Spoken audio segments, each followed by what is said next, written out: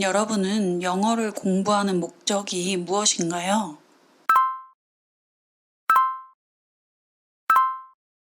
저는 1번과 2번을 이루기 위해서 영어 공부를 했었는데요. 그렇게 해야만 3번이 된다고 생각했기 때문이에요.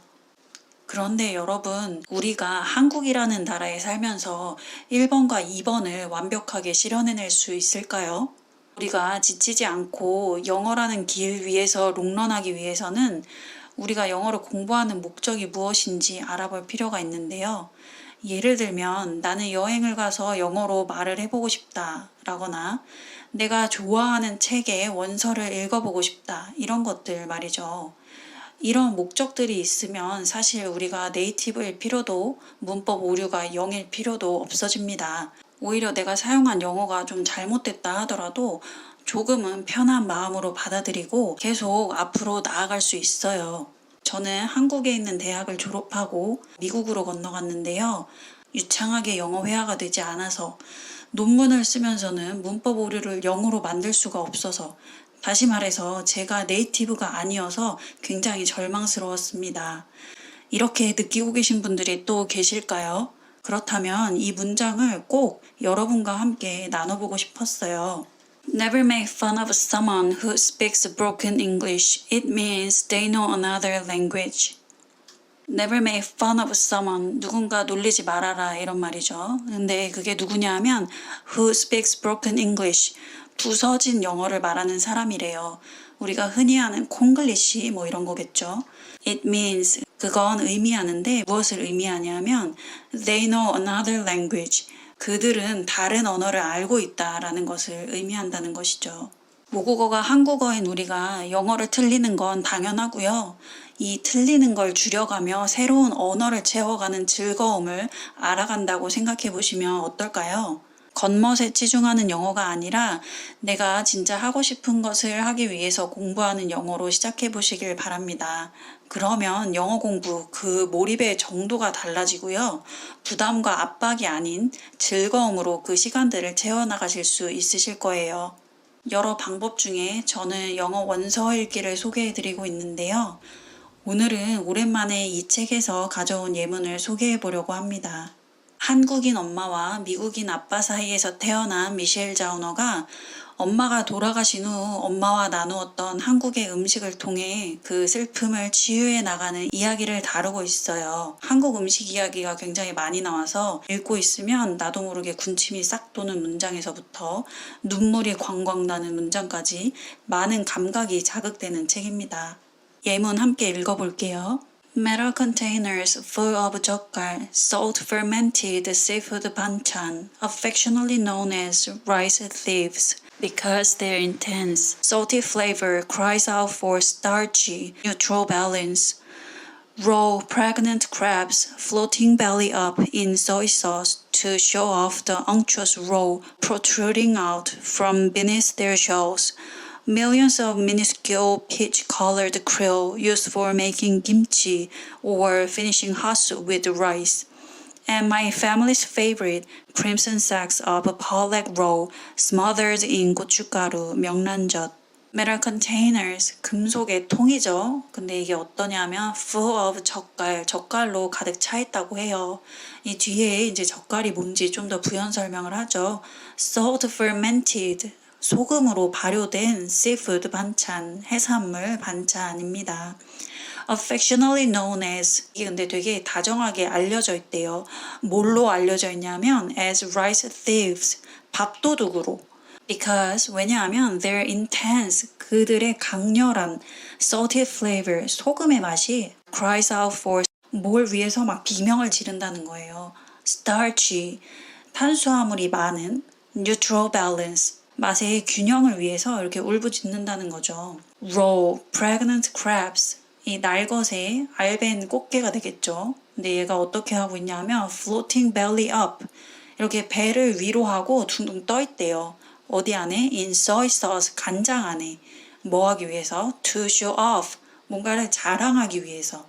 뭘 자랑하냐면 the unctuous roe, 여기서 unctuous라고 하면 좀 기름지고 크리미한 식감을 나타낼 때 쓰는 말이라고 해요. 근데 이 알들이 또 어떻게 하고 있냐면 protruding out, 삐져 나오는 거예요. 어디로부터? From beneath their shells. 그들 껍질 아래로부터 알들이 막 너무 가득 차서 이제 삐져 나오고 있는 거죠. 그리고 또 어떤 젓갈을 설명하고 있는지 볼게요. Millions of minuscule, millions 하니까 수백만의 어떤 minuscule 아주 작은 peach colored 복숭아 색깔의 krill, 이 새우, 아주 작은 새우죠. 얘네가 근데 어떤 새우들이냐면 used for 뭘 위해서 사용이 된대요. making 김치를 만들 때 사용되거나 or finishing hot soup with rice 국밥을 마무리할 때, 국밥 간을 마무리할 때 쓰인다고 하죠. And 그리고 my family's favorite 우리 가족이 제일 좋아하는 crimson sacks 이 진홍색의 어떤 주머니인데 뭐의 주머니냐면 pollock roll 명태 아래 주머니라는 거죠. 근데 이게 어떠냐면 smothered 하면 뭔가를 듬뿍 바르는 거예요. 무엇으로 발라져 있는지 in 고춧가루로 듬뿍 발라져 있는 거죠. 바로 명란젓입니다. 우리가 젓갈을 외국인에게 설명할 때 egg라는 단어를 쓸 것 같은데 전혀 그렇지 않은 걸 알 수 있죠. 저도 읽으면서 raw라는 단어가 있다는 걸 요번에 알게 되었어요. 그리고 이 음식들이 아주 자세하게 묘사되어 있어서 영어 표현력을 기르는 데 도움이 될 수 있을 것 같아요.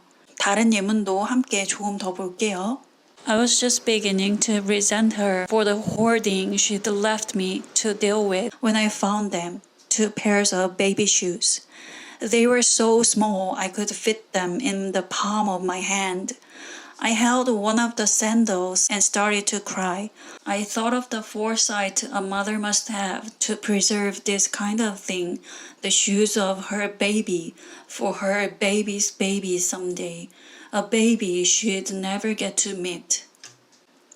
I was just beginning. 나는 막 시작하고 있었다고 해요. 뭘 시작하고 있었냐면 to resent her. 그녀에게 분개하고 그녀를 이제 원망하기 시작했다고 하네요. 뭐에 대해서 그랬냐면 for the hoarding. 여기서 hoarding이라고 하면 어딘가 몰래 쌓아둔 물건들을 말하는데요. 이게 어떤 물건이냐면 she'd left me. 그녀가 나에게 남긴 물건들인 거죠. 내가 근데 이걸 어떻게 해야 되냐면 to deal with. 내가 처리해야 되는 거예요. 언제? When I found them. 내가 그것들을 발견했을 때. 근데 그것들이 무엇이었냐면 2 pairs of baby shoes. 2켤레의 아기 신발이었다고 하네요. They were so small. 그것들은 너무나 작아서 I could fit them. 나는 그것들을 어디에 꼭 맞출 수가 있었대요. 어디에 맞출 수 있었냐 하면 in the palm of my hand. 내 손바닥 안에 말이죠. I held one of the sandals. 나는 샌들 중에 그 하나를 이렇게 잡고 and started to cry. 울기 시작했다. I thought of. 나는 무엇에 대해 생각을 했다. 무엇에 대해 생각을 했었냐 하면 the foresight. 어떤 선견지명, 어떤 안목 같은 것이죠. 어떤 안목이냐면 a mother must have. 엄마가 가지고 있었음에 틀림없는 그런 선견지명. 뭐 하기 위해서? To preserve this kind of thing. 이러한 것들을 보존하기 위해서 어떤 것들? The shoes of her baby. 그녀 아기의 신발. For her baby's baby someday. 그녀 아기의 아기를 위해서 언젠가. A baby. 근데 그 아기는 어떤 아기냐 하면 she'd never get to meet. 그녀가 결코 만날 수 없는 아기라고 이야기하고 있어요.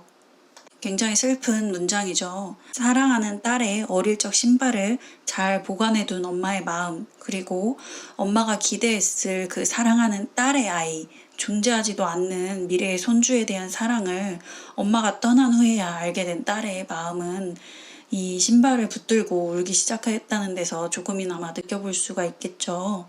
작가의 글과 감정을 그 작가가 쓴 언어 그대로 느낀다는 것에서 원서 읽기에 매력이 있는 것 같아요. 물론 번역본들도 훌륭하지만 오리지널 그대로의 감성을 느껴본다는 것, 이거 한번 시도해보시는 거 어떠실까요?